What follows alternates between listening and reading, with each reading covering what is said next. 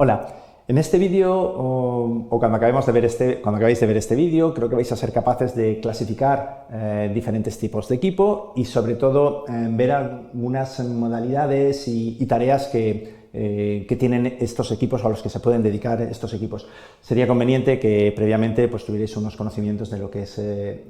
diferenciar lo que es la modalidad presencial, híbrida o remoto, porque no voy a insistir mucho de ellos en este vídeo y esto os permitiría acabar de entender algunas de las partes de clasificación que os voy a presentar. Esta es una posible clasificación de tipos de equipos.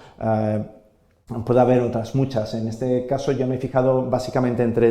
tres dimensiones, la que tenéis en la parte del centro y luego las dos dimensiones que están en el lateral y por la parte de abajo, que son dimensiones, no voy a decir independientes porque hay algunas relaciones que os muestro en la figura, pero que son tres dimensiones que cada una puede funcionar de una parte. Es decir, los tipos de grupos que ves en la parte del centro pueden al mismo tiempo ser presenciales, híbridos o remotos, en su modalidad síncrona o asíncrona, en función de lo que decidamos en la organización o lo que nos venga dado por cosas que no podemos decidir pero vienen impuestas, y estos tipos de grupos pues tienen una mayor o menor composición entre diferentes tipos de asuntos a los que pueden trabajar. Vamos a empezar viendo un poquito los tipos de grupo. Os los he separado primero en aquellos que son estables en el tiempo en cuanto a su formación, las personas que están incluidas. Es cierto que en algún momento puede entrar y puede salir alguien del equipo, pero lo normal es que la composición de estos equipos se mantenga a lo largo de un periodo amplio y no está previsto una modificación, salvo circunstancias de que alguien decide abandonar la organización o el equipo por el motivo que sea, o hay una nueva contratación o hay un nuevo cambio de tareas que obligan a que tengamos que tener a alguien más, ¿no? Pero normalmente son equipos muy estables. Y luego, por otro lado, tenemos equipos donde la duración es corta, o más que corta, la duración está acotada. Me da lo mismo que esté acotada a una semana, que esté acotada a un mes, que esté acotada a un año, pero tenemos una duración y después de esa duración se disuelve y una vez disuelto volvemos a crear un nuevo equipo para el nuevo asunto que tengamos que abordar. Esto es lo que ocurre con los equipos de proyectos, ¿vale? Dentro de los estables, pues hay algunos donde las personas trabajan de manera a tiempo parcial en estos equipos y luego el resto del tiempo lo hacen en alguno de los equipos a tiempo completo de la organización, y serían los grupos de mejora. Estos grupos de mejora donde normalmente están compuestos por personas de una misma unidad que se dedican pues, 2 horas cada 15 días o 15 minutos o 10 minutos cada día a pensar cómo mejorar, cómo resolver algunos de los problemas que nos aparecen repetitivamente en nuestro día a día del trabajo. No hace falta que todas las personas de la unidad estén metidos en este equipo de mejora, pueden ser solo una parte de ellos, pero es normal que sean personas de dentro de la unidad porque es más fácil coordinar los tiempos y además tenemos un entorno acotado donde trabajo. Luego tenemos los equipos que están trabajando a tiempo completo, donde tendríamos los equipos departamentales o los equipos tradicionales o las formas de trabajo tradicional en grupo o equipo que habitualmente había en las organizaciones, y los equipos autodirigidos, que son equipos donde las personas que participan en estos equipos asumen responsabilidades que tradicionalmente solían tener las personas que ocupaban los puestos de mando o eran los responsables o las responsables de estos equipos. Es decir, pueden organizar el ritmo de trabajo, pueden decidir qué tareas hacer o la secuencia de las tareas, pueden verificar la calidad, pueden detectar lagunas de formación y hacer la formación de sus compañeros o diseñar la formación de sus compañeros, y en algunos casos pueden incluso hasta tener un presupuesto asignado que pueden repartir o invertir en determinadas acciones de mejora, porque estos equipos autodirigidos también normalmente incluyen las acciones de mejora. Por eso os he puesto el vínculo de los equipos de mejora con los equipos departamentales más tradicionales, porque normalmente los equipos autodirigidos ya se gestionan cómo hacer la mejora de sus procesos o de los servicios o de los productos que tienen entre manos dentro de las actividades normales o habituales de su día a día. Por llegar a la última dimensión de los asuntos en los que trabajan los equipos, yo os he puesto dos nombrecitos que igual a mí me parece que sí que transmiten lo que ocurre con este tipo de asuntos. Luego los explicaré con un poquito más de detalle en las próximas 2 transparencias. Son asuntos que he etiquetado como domesticados y asuntos perversos. Normalmente los equipos de mejora suelen trabajar fundamentalmente sobre lo que luego llamaré o luego os comentaré que son los asuntos perversos, y lo mismo pasa con los equipos de proyectos. Se dedican prácticamente a trabajar fundamentalmente con asuntos perversos. De los otros suelen tener menos proporción. Sin embargo, los equipos departamentales trabajan fundamentalmente con asuntos domesticados, y prácticamente casi todos sus temas son asuntos domesticados, porque cuando surge un asunto perverso se mueve un equipo de mejora o se mueve un equipo de proyecto o se mueve alguna otra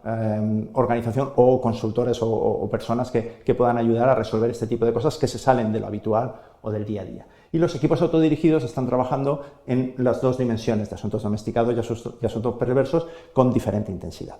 Voy a poneros un poquito de detalle o hablaros con un poquito más de detalle de estos dos tipos de asunto. El primero que os voy a hablar es el de los asuntos domesticados. En inglés lo encontraréis con tame como el nombre. Y quizá estos asuntos en algún día fueron perversos. Lo que pasa es que hemos conseguido saber cómo lidiar con ellos, de modo que tenemos